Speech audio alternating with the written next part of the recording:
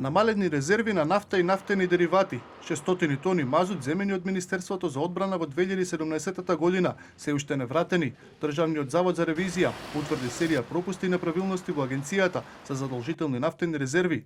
Ревизијата покажала дека значителни количества мазут биле повлечени од резервите за потребите на СМ.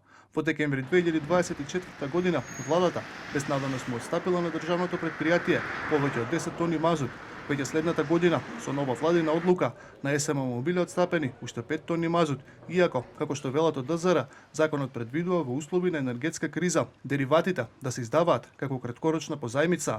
Иако издадените количини се во рамки на законски утврдените количини согласно член 36, нивното намалување за 75% во рок од скоро една година придонело резервите на нафта и нафтени деривати, кои пред нивното издавање овозможувале покриеност од 52 дена, да се намалат и да обезбедат 42 дневна покриеност.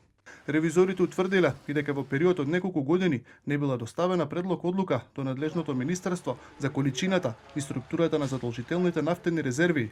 За 2022 и 2023 година владата ги нема донесено потребните одлуки за количината и структурата на задолжителните резерви. Агенцијата, иако навремено ги доставила предлог одлуките за задолжителни нафтени резерви за 2022 и 2023 година до Министерството за економија, тогаш надлежно Министерство за работите од областа на енергетиката, истото не постапило согласно своите надлежности, поради што владата не ги донела потребните одлуки.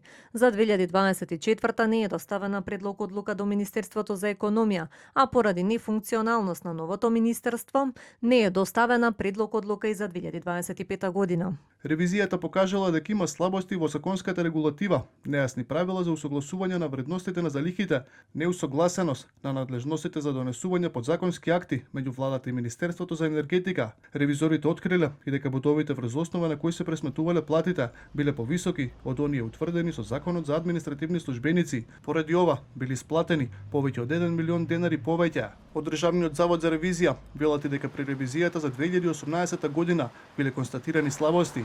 Дел од дадените препораки во меѓувреме биле реализирани, дел се уште се спроведуваат, а една останала нереализирана.